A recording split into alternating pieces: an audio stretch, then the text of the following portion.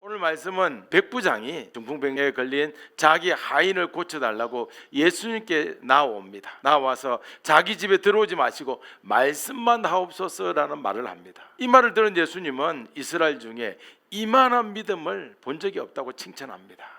예수님께 칭찬받은 아름다운 장면이죠. 오늘 말씀을 통해서 우리도 예수님께 칭찬받는 자가 되길 소망합니다. 오늘 말씀에서 가장 궁금한 것은 이것이에요. 왜 예수님께서 이방인 백부장의 말에 이만한 믿음을 보지 못했다고 말씀하셨는가? 또 칭찬을 하셨는가? 그 부분입니다. 동시에 로마 군대 백부장은 어쩌자고 예수님께 주여라고 하면서 하인을 낫게 해달라고 요청하였는가? 이 문제입니다. 로마 백부장은 로마 군대에서 백부장이 될 때 충성서약을 합니다. 충성서약을 하는데 백부장으로서 누구에게 충성하는 겁니까? 로마 황제에게 충성하는 거예요. 충성서약을 하는데 서약을 할 때 어떻게 하냐면 나의 황제는 카이사르, 영어로 시저, 우리 성경에는 가이사, 그래서 카이사르 외에는 없습니다라는 의미로 큐리에 카이사르 이렇게 충성서약을 합니다. 자, PPT를 하나 보시죠. 여기 보면 연두색 보이죠? 연두색하고 조금 진한 초록색, 그리고 좀 진한 황토색. 이것이 가장 진한 것은 완전 통치고, 그 다음에 연두색은 뭐 거의 90% 통치고, 그 다음에 황토색은 누구를 보내서 통치하는 거예요. 그러니까 지중해 연안을 다 로마가 다 차지한 겁니다. 영토가 이렇게 큰 거예요. 대단한 제국이었어요. 그래서 뭐라고 하냐면 엠파이어라고 그래요. 로마 제국. 우리가 잘 아는 이집트도 제국이 되지 못했어요. 엠파이어가 되지 못했어요. 그런데 로마는 엄청난 영토와 영향력을 제공했습니다. 그래서 이 통치의 로마 제국에 반항하는 자는 곧 멸망이었어요. 동시에 로마 군인이면서도 로마를 배신하는 행위는 죽음이었어요. 백부장은 지금의 중령급이나 우리나라의 소령급이에요. 상당히 높은 고급 장교죠. 그래서 이 고급 장교 백부장이 외칩니다. 뭐라고요? 큐리에 예수스. 로마 황제에게 충성서약을 하는 것과 같은 큐리에 카이사르가 아니라 큐리에 예수스를 외치고 있습니다. 로마 시민권을 가진 백부장이 비천한 출신 갈릴리 예수님께 직접 엎드려서 뭐라고 한다고요? 큐리에 예수스를 외치고 있습니다. 만약 백부장과 경쟁관계에 있던 사람이 오늘 이 백부장을 봤다면 이 큐리에라는 용어를 거기는 어디만 쓸 수 있냐면 황제에게만 쓸 수 있거든요. 황제에만 쓸 수 있는 이 단어를 사용했기 때문에 징계를 받을 수 있어요. 백부장에서 해임되어서 중령에서 이등병으로 가는 그런 일이 있을 수 있어요. 그런데도 감히 체면을 내려놓고 예수님의 도움을 청하고 있습니다. 과연 무슨 이유가 있었기에 이런 일을 했을까요? 마태복음 8장 6절을 우리 같이 읽어보겠습니다. 시작. 이르되 주여 내 하인이 중풍병으로 집에 누워 몹시 괴로워하나이다. 그렇습니다. 체면과 지위를 내려놓고 예수님, 제 하인이 중풍병으로 고생하고 있습니다. 부디 도와주세요. 이렇게 애타게 요청하는 모습입니다. 백부장이 이렇게 한다는 것은 믿을 수 없을 만큼 놀라운 일이었어요. 어떤 사람들은 말합니다. 원래 백부장이 좀 마음이 착해. 원래 백부장 저 사람이 성격이 겸손해. 이렇게 말할 수 있어요. 그러나 성격으로 이 로마 군대에서 통하는 게 아닙니다. 로마 군대는 철저해요. 로마 군대 엄격합니다. 그럴 가능성은 성격으로 이렇게 했다는 것은 가능성 제로예요. 그러면 어떻게 백부장이 예수님께 나올 수 있었을까요? 이것은 오늘 우리의 진지한 고민입니다. 무엇인가 거대한 그 마음의 동료, 거대한 동기가 백부장을 움직였다고 보는 것이 정답일 겁니다. 성경은 말씀하시기를 인간은 본래 스스로 하나님을 찾을 수 있다 없다? 없다. 인간은 스스로 하나님을 찾을 능력이 없다고 하는 거예요. 그래서 이 백부장이 갈릴리 출신 예수님께 큐리에라고 말하고 하는 행동은 이 행동은 우리 인간적으로 설명하기 어렵다는 거예요. 백부장이 그런 믿음의 말을 한 것은 백부장의 심령 안에서 스스로 발휘된 것이 아니라는 것입니다. 왜요? 이것은 백부장을 예수님께서 먼저 찾아가서 만나 주셨기 때문에 가능한 일입니다. 이미 예수님이 백부장에게 자신을 보여주고 예수님께서 백부장의 마음을 만졌고 예수님 마음을 보여주신 거예요. 이 증거가 어디냐면 고린도전서 12장 3절을 보겠습니다. 같이 읽어볼까요? 시작. 그러므로 내가 너에게 알리노니 하나님의 영으로 말하는 자는 누구든지 예수를 저주할 자라 하지 아니하고 또 성령으로 아니하고는 누구든지 예수를 주시라 할 수 없느니라. 아멘. 보세요. 성령으로 아니하고는 누구든지 예수를 주시라, 큐리에라고 할 수 없다 이 말이에요. 그러니까 이미 백부장이 이런 고백을 한 것은 성령께서 그 마음을 이미 감동시켜 주신 거예요. 우리가 볼 때 백부장 겸손하다. 야, 백부장 겸손해 보이는 그 마음조차도 예수님이 일으켜 주신 마음이에요. 타락한 인간은 스스로 예수님을 향해서 나갈 수는 없습니다. 그런 존재예요. 그러면 백부장이 예수님께로 시선을 돌릴 수 있었던 것은 오직 누구의 은혜이고 누구의 계획입니까? 예수님의 은혜이고 예수님의 계획입니다. 백부장이 대단해서 예수님께 온 게 아니에요. 예수님이 백부장을 향해 베푸신 은혜로 인해서 예수님께 가까이 나갈 수 있었습니다. 백부장은 상당히 고급 장교입니다. 자신과 함께 전쟁터에서 지낼 수 있는 사람을 하인으로 데리고 올 수 있어요. 대부분 그 하인은 자신의 고향을 떠나올 때 데리고 온 고향 사람일 가능성이 너무 많아요. 그러다 보니까 자연스럽게 가족 같고 친구 같고 무엇보다도 전쟁터에서 목숨을 서로 지켜주는 그런 존재였습니다. 그런 존재가 지금 중풍병에 걸린 거예요. 이성적으로 보면 백부장이 하인 하나 교체하는 거 어렵지 않은 문제예요.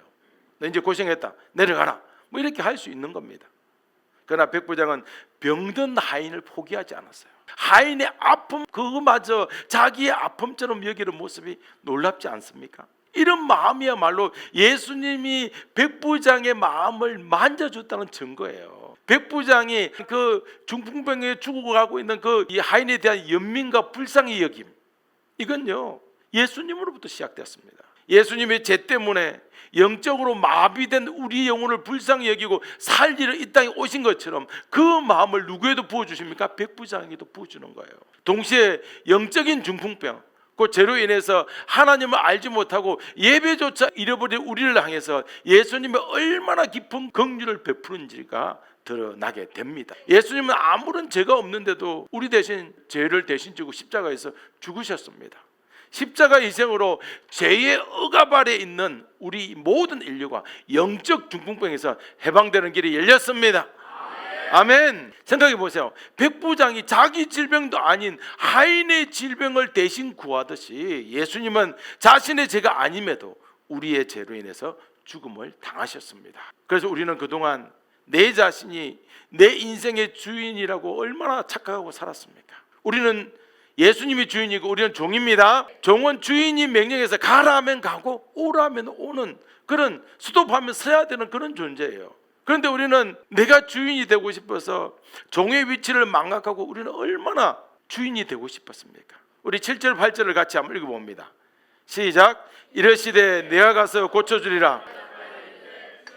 내 집에 들어오심을 나는 감당하지 못하겠사오니 다만 말씀으로만 하옵소서. 그러면 내 하인이 낫게 싸움나이다. 아멘. 예수님께서 뭐라고 하십니까? 내가 가서 고쳐주리라. 내가 가서 고쳐주리라. 너무나 확실한 약속이에요. 너무나 완전한 기적의 약속입니다. 백부장은 들었어요. 그런데 백부장은 지금 걷고 사양하고 있어요. 9절을 봅니다. 시작. 나도 남의 소하에 있는 사람이요 내 아래에도 군사가 있으니 이들아 가라 하면 가고 저들아 오라 하면 오고 내 종도로 이것을 하라 하면 하나이다. 자, 백부장은 군대에서 사용하는 상명하복의 원리를 사용하고 있습니다. 상명, 위상, 위에 있는 사람이 명령하면 아래하, 아래에 있는 사람이 복종한다 이런 뜻이에요. 상명하복. 군대에서 천부장이 한마디만 하면 그 군대가 다 움직이는 거예요. 하물며 하늘의 권세를 지니신 예수님의 말씀은 얼마나 더 강력하겠습니까? 하는 말이 오늘 백부장의 말이에요. 이 말을 들으신 예수님은 매우 놀랐습니다. 10절을 같이 봅니다. 시작. 예수께서 들으시고 놀랍게 여기에 따르는 자들에게 이르시되 내가 진실로 너에게 이르노니 이스라엘 중 아무에게서도 이만한 믿음을 보지 못하였노라. 아멘. 그런데 오늘 예수님께서 뭐라고 해요? 놀랍게 여겼다 해요. 놀랍게 여겼다. 참 특별합니다. 우리는 예수님이 놀랍게 여긴다고 그러니까 예수님은 이 백부장이 전혀 예수님이 얘기지 않은 말을 하니까 놀랍게 여겼다. 아니에요. 그게 아니라는 걸 아시기 바랍니다. 백부장의 말이 전혀 예상 밖의 말이 아니었어요. 물론 예수님은 하나님이시니까 백부장이 어떻게 반응할지를 다 알았어요. 그런데 놀랍게 여기는 것은 옆에서 쳐다보는 12 제자들도 있죠. 그죠? 제자들. 그들에게 믿음의 표본, 믿음의 샘플을 알려주기 위해서 놀랍게 여겼다고 말을 해주는 거예요. 할렐루야. 요한복음 4장 끝부분에 보면 46절부터 54절에 보면 왕의 신화 스토리가 나와요. 가버나움에 살던 어느 왕의 신화 이야기가 나옵니다. 이 왕의 신화는 자기 아들이 아파서 죽어갈 때 이제 이런 약 저런 약 다 써보고도 안 되는 거예요. 그래서 예수님 소식을 듣고 예수님께 거절당할지도 모르지만 일단 가보자. 그래서 예수님을 찾아갔습니다.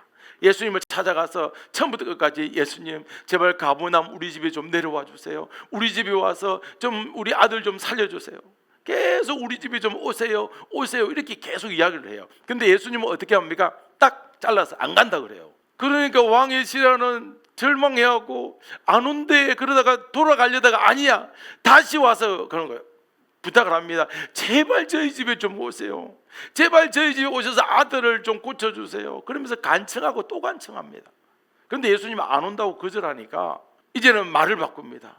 주여 우리 아이가 죽기 전에 저희 집에 내려오세요. 이렇게 간청합니다. 제발 우리 집에 좀 가십시다. 우리 집에 좀 들어오세요. 그래서 예수님은 어떤 심정으로 하시는지 가라 네 아들이 살았다 그래요. 그래서 오늘 왕의 신화 이야기하고 백부장 이야기하고 스토리가 비슷해 보입니다. 누구를 고쳐달라는 거죠. 왕의 신화도 백부장도 공통점이 뭡니까? 체면을 내려놨다는 거예요. 분명 왕의 신화도 믿음이 있었습니다. 하지만 칭찬은 누구에게만 주어졌습니까? 백부장에만 주어졌습니다. 그 차이가 뭡니까? 이 백부장의 한마디 때문이에요. 그것은 내 집에 들어오심을 나는 감당하지 못하겠습니다. 그 당시 유대인들은 대부분 유대인들은 계명을 따르면서 스스로 의로워지기를 원했어요. 왕의 신하를 보면 알 수 있어요. 왕의 신하 또한 끈질기게 뭐라고 하죠? 제 집에 내려와 주세요. 제 집에 들어와 주세요. 끝까지 요청하는 겁니다. 대부분의 유대인의 믿음의 수준이 이거예요. 나에게 좀 와주세요. 유대인의 믿음이 여기에 딱 멈춰 있는 겁니다. 말하자면 이런 거예요. 내가 착하고 정결하고 선하게 살았으니 하나님이 이제 저에게 임재하셔도 괜찮겠습니다.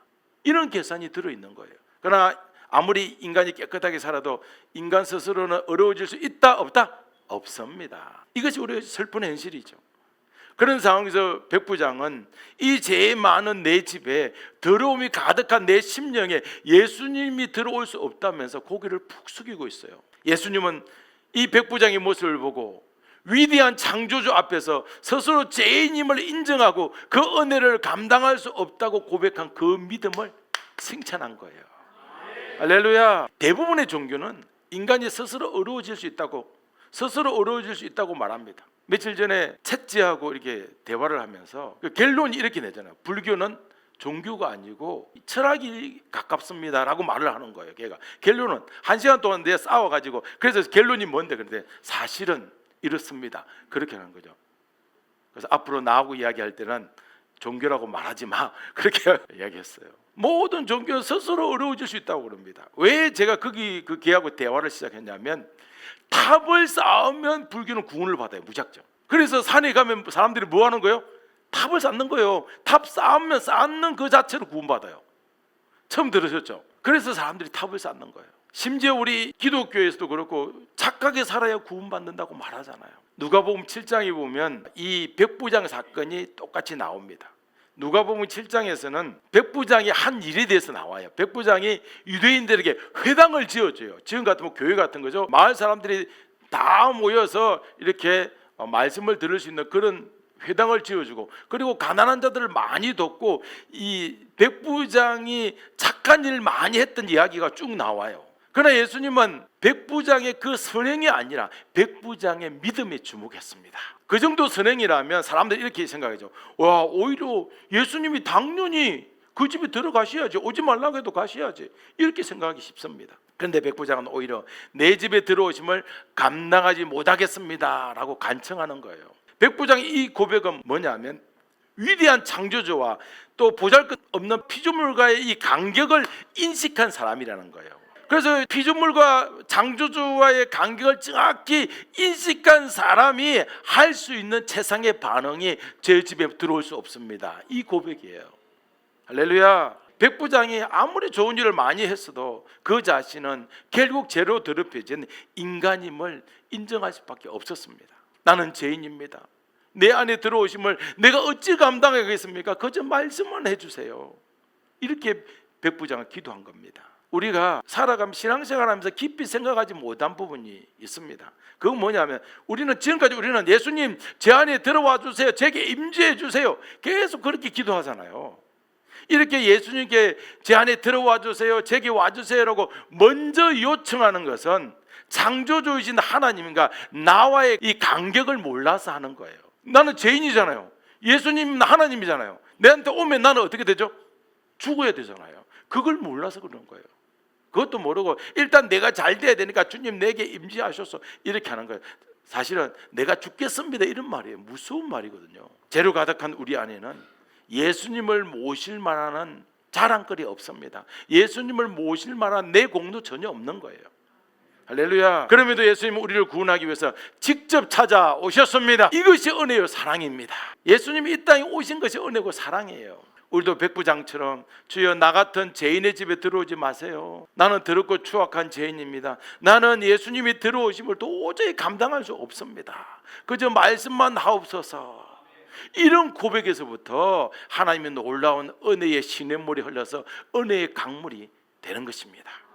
아멘. 그래서 예수님은 내 안에 들어오심을 감당할 수 없습니다라고 고백하는 자에게 구원을 허락하십니다. 할렐루야. 이런 태도가 곧 예수님이 찾으시는 이만한 믿음이에요. 죄인된 우리가 드릴 수 있는 진실한 고백입니다. 이렇게 죄인의 심령으로 고백하면 예수님은 뭐라고 말합니까? 자신이 더럽고 추악한 죄인임을 고백하는 일을 뭐라고 하냐면 내가 기다리고 있었다, 내가 그렇게 찾고 있었다, 드디어 만났구나, 이렇게 말씀하시는 거예요. 아멘. 나는 죄인입니다. 예수님이 내 안에 임재하는 것 자체를 감당하기 힘듭니다. 어렵습니다. 차라리 나를 버리시고 심판하는 것이 훨씬 더 낫습니다. 그럼에도 저를 불쌍히 여기신다면 그저 말씀만 하옵소서. 이런 솔직한 고백이야말로 지금도 예수님이 찾는 참된 믿음입니다. 백부장은 있잖아요, 처음부터 이런 믿음을 가진 사람이 아니에요. 백부장 역시 죄인의 삶을 살았습니다. 얼마나 백부장으로서 죄를 많이 지었겠어요. 구원이 무엇인지 전혀 알지 못했습니다. 예수님이 직접 백부장에게 죄인의 고백이 무엇인지를 알려주었습니다. 자, 백부장은 스스로 의식하기도 전에 내가 오늘 가서 예수님 앞에서 내가 이렇게 말해야지 한 게 아니에요. 일단 예수님 앞에 나왔어요. 그런데 나와서 하는 말이 내 안에 들어오심을 감당하지 못하겠습니다, 이 말을 한 거 입 밖에 낸 거예요. 그런데 누가 제일 놀랐어요? 누가 제일 놀랐어요? 맞아요, 본인이 제일 놀란 거예요. 백부장이 제일 놀라는 거예요. 내가 이런 말을 하다니. 그 순간 갈릴리의 목수로만 보이던 그 예수님이 무엇으로 보였습니까? 하나님으로 보이기 시작한 거예요. 할렐루야. 백부장은 창조주이사 구원자이신 거룩하신 분을 생생하게 마주했습니다. 그리고 예수님께서 이스라엘에서는 볼 수 없었던 이만한 믿음이라고 크게 칭찬해 주셨습니다. 이것은 백부장의 공로가 아니에요. 백부장의 선행이 아닙니다. 오직 예수님이 백부장에 부어준 은혜의 열매였습니다. 대부분 이제 구원이 진정으로 은혜임을 모르는 사람은 이렇게 말하죠. 예수님, 나에게 오셔서 문제를 해결해 주세요. 나 그럴 자격이 있어요. 신앙생활 저희 10년 넘게 한 거 아시죠? 이렇게 말하는 거예요. 예수님, 기도했으니 은혜를 주세요. 제가 하루에 2-3시간씩 기도한 거 아시죠? 이렇게 말한 거예요. 누굴 보는 것 같아? 옛날에 저 이야기를 하는 거예요. 내가 전도했으니 능력 주세요. 그리고 저 전도지 10,000장을 넘게 돌렸잖아요. 전도지 10,000장 돌리면 하루에 100장씩 돌리면 100일을 쉬지 않고 돌려야 되는 거예요. 예수님 계산하면 아시죠? 이렇게 이야기하는 거예요. 내가 금식했으니 은사를 주십시오. 뭔가 은사가 있어야 될 거 아닙니까? 이렇게 하나님 앞에 내 공로를 내세우는 교만한 자예요. 우리는 모두 마지막에 뭐가 되는 거죠? 한 줌 흙이 되는 거예요. 한 줌 흙이 되는 이 진리를 잊어버리고 예수님이 내 안에 들어오는 것이 마땅합니다. 내 안에 들어와서 능력도 주고 복도 주고 또 뭐도 줘야 됩니까? 은사도 주고 은혜도 줘야 되는 거 아닙니까? 라고 이렇게 한다면 그 사람이 얼마나 어리석습니까? 어떤 사람은 자신이 기도하는 대로 이루어질 것이라고 착각합니다. 어떤 착각이냐면 하나님 돈 주세요, 집 주세요, 차 주세요, 뭐 비행기 주세요, 트럭 주세요. 다 그러니까 이거는 뭐 주님이 주셔도 되고 안 주셔도 되니까 별 주면 고맙고 안 줘도 내 삶에 문제가 없어요. 그렇죠? 그런데 이런 거예요. 내 기도한 대로 될 것이라고 착각하는 건 뭐냐면 예수님 차라리 저에게서 떠나주세요, 이런 고백을 못하는 거예요. 왜 기도를 못하죠? 진짜 떠날까 봐. 이런 거예요. 우리가 매일 기도하는 거예요. 예수님, 저는 죄인입니다. 차라리 죽여주세요. 이 말 못하는 거예요. 자신의 말대로 이루어질 것에 대한 두려움입니다. 자신의 기도에 응답할 것이라는 두려움입니다. 예수님은 내가 기도한다고 응답하지 않아요. 주님의 뜻대로 하십니다. 백부장처럼 내 집에 들어오심을 감당하지 못하겠다고 고백했다가 진짜로 예수님이 들어오다가 딱 돌아서면 어떡합니까? 왜 돌았습니까? 그러니까 네가 들어옴을 감당하지 못하겠다며 나 간다. 그럴까 봐 그런 기도를 못한다는 거예요. 그리고 또 뭐라고 하냐면 할렐루야 천번하면 방언 터진다 그래서 할렐루야 하고, 참 정말 멍청하게 살았어요. 할렐루야 천문한다고 예수님이 방언을 줍니까? 예수님 주고 싶은 자에게 주는 거예요. 이것을 제가 뭐라고 했냐면 착각 중에 착각이다. 착각은 자유지만 착각 중에 착각이고 지상 최대의 착각이다. 내가 기도한 대로 예수님이 움직인다고 생각하는 이 착각이야말로 최대 다수의 최대 착각이다. 많이 듣던 거죠. 영국의 공리주의, 최대 다수의 최대 행복. 우리나라의 기독교 공리주의 아닙니까? 최대 다수의 최대 착각. 내가 기도한 대로 된다. 그렇지 않습니다. 여러분 베드로 보세요. 베드로가 주여 나를 떠나소서 나는 죄인입니다. 그럴 때 그래 내가 떠난다. 안 그래서 오히려 자기 제자로 불렀어요. 할렐루야. 오늘 백부장이 제 집에 들어오심을 감당하지 못하겠습니다. 안 떠납니다. 할렐루야. 사랑하는 여러분, 우리는 더 이상 예수님 제가 이만큼 기도했으니 제 안에 들어오셔서 저의 모든 문제를 해결해 주세요 라고 말하는 이런 믿음 없는 자리에 머물러서는 안 됩니다. 그때는 믿음의 자리를 털고 일어나야 합니다. 우리 고백은 달라져야 합니다. 예수님, 저는 정말로 더럽고 추악한 죄인입니다. 이런 저에게 주님 오는 것은 감당할 수가 없습니다. 부디 나를 떠나주시든지 아니면 차라리 나를 죽이시든지 주님의 선한 뜻대로 하옵소서. 이렇게 고백하면 예수님께서는 이런 죄인의 고백 앞에 기꺼이 은혜를 베풀어 주십니다. 아멘. 예수님 당시 유대인들은 높은 자나 낮은 자나 모두가 다, 높은 관리나 낮은 백성이나 모두 다 나는 죄인입니다 고백을 아무도 안 했어요.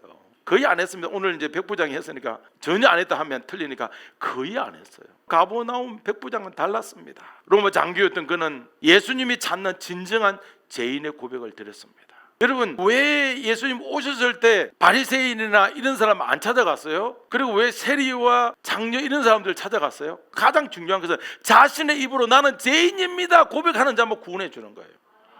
그럼 바리새인도 나도 죄인입니다 고백하면 구원 받아요, 안 받아요? 구원 받는 거예요. 그런데 바리새인들과 이 사람들은 절대로 나는 죄인 아니야. 뭐에 빠진 거? 최대 다수의 최대 착각에 빠져서 내가 죄인이라고 고백하면 갑자기 죄인이 되니까 절대 고백 안 해요. 근데 예수님은 죄인이라고 고백하는 자만 구원하십니다. 그 당시 많은 사람들이 예수님을 따르면 복 받는다, 예수님 따르면 능력 받는다, 예수님 따르면 문제 해결 받는다 이렇게 기대해서 따랐지만 정작 자기가 죄인이라고 고백하는 자들이 없었습니다. 하지만 백부장은 내 안에는 예수님의 임재를 감당할 만한 깨끗함이 없다고 외쳤습니다. 나는 예수님을 내 안에 모시기에는 나는 너무 더럽다 이렇게 생각했어요. 성경은 예수님의 놀라셨다고 그럽니다. 10절 보세요. 10절 예수님 뭐라고요? 놀라셨다. 전능한 하나님으로서 예상치 못한 말을 해서 놀랐다는 뜻이 아니에요. 이것은 놀라셨다는 말보다는 뭐라고 했냐면 기뻐했다는 뜻이에요. 기뻐했다.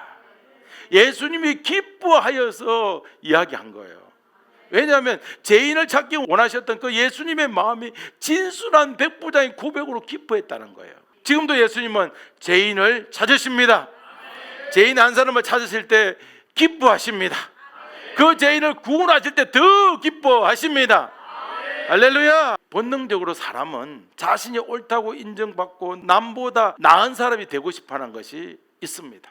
인간의 본능이 그래요. 그러므로 인간의 본능을 넘어서 자신의 죄를 고백하고 자신의 죄를 인정하고 엎드리는 자신은 누구의 역사로만 가능하다고요? 예수의 역사, 성령의 역사로만 가능합니다. 결국 우리의 죄인됨을 고백하는 사건은 인간적인 노력으로 만들어내는 것이 아니에요. 하나님의 은혜로 일어나는 거룩한 역사입니다. 우리 11절 12절을 읽어보십시다. 또 너희에게 이르노니 동서로부터 많은 사람이 이르러 아브라함과 이삭과 야곱과 함께 천국에 앉으려니와 그 나라의 본 자손들은 바깥 어두운 데 쫓겨나 거기서 울며 이를 갈게 되리라. 아멘. 그 당시 유대인들은 이방인들을 혐오했어요. 유대인들은 이스라엘 밖에는 구원이 있다고 했을까요? 없다고 했을까요? 없다고 했어요. 그래서 이방인들은 구원과 아무 상관이 없다고 생각했어요. 그래서 성전에 이방인의 뜰을 그냥 다 없애버린 겁니다. 하나님은 이방인들을 구원한다고 했는데도 유대인들은 아예 그냥 없애버렸어요. 그런데 예수님께서 오늘 이런 편견을 완전히 깨뜨리는데요, 11절을 보면 절대로 구원받을 데가 없다고 하는 이방인들이 믿음으로 구원의 자리에 오를 수 있는 것을 선포하고 계십니다. 12절은 더 파격적이잖아요. 본자손 유대인들이죠. 유대인들은 바깥 어두운 데 쫓겨난다고 했습니다. 얼마나 놀라운 말씀입니까? 이 말을 들은 유대인들이 미치려고 하는 거예요. 본 자손들은 하나님을 높인다고 말했지만 실제로는 자신들의 어려움을 자랑하는 기도를 했습니다. 어떤 기도한 거 한번 볼까요? 하나님, 나는 이방인처럼 주님을 메시한 적이 없습니다. 세리나 장저처럼 더럽게 산 적도 없습니다. 율법과 계명도 지켰습니다. 그러므로 이제 능력을 부어주세요. 이렇게 기도한 자들이 유대인들이에요. 겉으로는 경건해 보이시죠? 얼마나 멋집니까?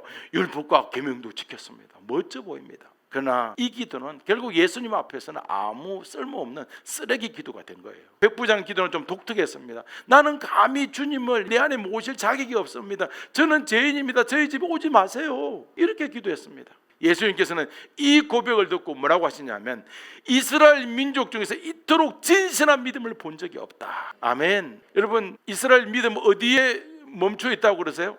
대표적인 샘플이 누구였어요? 왕의 신앙. 어떻게든 내 집에 오세요. 하나님, 내 집에 오세요. 나는 예수님이 우리 집에 내 마음에 와도 될 만큼 깨끗합니다. 오세요, 오세요 했어요. 그런데 백부장 그러지 않았습니다. 자신이 죄인임을 감추지 않았습니다. 할렐루야. 우리도 역시 예수님 앞에서 절대로 죄인임을 감추어서는 안 됩니다. 예수님 앞에서 죄인임을 감추지 말아야 합니다. 저는 죄인 중에 괴수입니다. 저는 깨진 항아리 같은 자입니다. 예수님 은혜를 아무리 붓고 부어도 깨닫지 못한 자입니다. 차라리 저를 떠나시옵소서. 저는 감당할 수 없습니다. 이런 고백을 해야 합니다. 그래서 구원은 민족이나 단체나 어떤 교단으로, 어떤 교회로 이루어지지 않는 거예요. 혈통으로 구원받지 않습니다. 어디에 태어났는가, 이스라엘에서 태어났다고 해서 구원받는 게 아니에요. 장소 개념이 아니에요. 구원은 오직 예수님을 믿는 개개인에게 주어집니다. 참된 신앙 고백을 통해서 얻을 수 있습니다. 12절에 보니까 이 바깥 어두운 데가 어디입니까? 지옥입니다. 어두운 데는 누가 없어서 어두운 데입니까? 예수님이 없어서. 예수님이 빛이잖아요. 빛 자체는 예수님이 없는 완전한 어둠, 곧 지옥을 의미합니다. 지옥은 예수님과 단절된 어둠이 극명한 장소예요. 거기서는 아무리 울고 이를 갈아도 벗어날 길이 없는 절망만 있습니다. 반면 이방인이라고 할지라도, 주님, 나는 예수님을 내 안에 모실 만한 자격이 없습니다. 이렇게 눈물로 엎드리는 죄인의 고백은 예수님이 기쁘게 받아주십니다. 결국 예수님은 버릴 자를 정확히 버리고 구할 자를 정확히 구원하십니다. 우리 13절을 볼까요? 예수께서 백부장에게 이르시되 가라, 내 믿은 대로 될지어다 하시니 그적시 하인이 나으니라. 아멘. 예수님이 백부장에게 가라, 내 믿은 대로 될지어다 이렇게 말씀하셨어요. 그 순간 백부장의 하인은 치유가 되었습니다. 정말 움직이지 못하는 손끝이 움직이고 발에 감각이 들어오고, 이 중풍병이 뇌졸중 같은 거잖아요. 이 중풍이 완전히 치료됐습니다. 언제요? 내 믿은 대로 될지어다 라는 주님의 선포가 있을 때 그 순간 치료되었습니다. 그러니까 백부장의 이 고백은 그의 성격 때문이 아니에요. 백부장의 성격이 좋아서 내 집에 들어오심을 감당하지 못하겠습니다, 이게 아니에요. 백부장의 경건 때문에, 신령한 행동 때문에 아니라 예수님이 허락한 믿음 때문에 백부장은 그런 고백을 할 수 있었습니다. 할렐루야. 당시 많은 사람들이 뭐라고 요청했어요? 내 안에 들어와 주세요. 우리 집에 들어와 주세요. 그런데 백부장은 오히려 들어오심을 감당하지 못하겠다고 그랬어요. 이 백부장의 기도를 통해서 우리는 무엇을 알 수 있냐면 진짜 기도가 무엇인지를 깨닫습니다. 진짜 기도를 발견합니다. 그래서 오늘 설교 제목은 진짜 기도를 발견했습니다. 진짜 기도는 내가 뭔가 할 수 있다는 자랑이 아니에요. 진짜 기도는 나는 아무 자격이 없습니다, 제발 나를 떠나소서라는 베드로의 고백과도 맥락이 통하는 부분입니다. 그러므로 진짜 기도는 예수님 앞에서 주님, 나는 죄가 너무 많습니다, 감히 내 안에 예수님이 거하실 곳이 없도록 지저분하고 더럽고 추합니다, 이런 고백을 하는 자예요. 할렐루야. 이것이 진짜 기도입니다. 여러분, 진짜 기도를 하고 싶으시죠? 네, 진짜 기도 할 수 있도록 도와드리겠습니다. 예수님이 이렇게 죄인으로서 자신을 낮추는 자를 외면하지 않으십니다. 우리는 예수님께 능력만 받기를 원해요.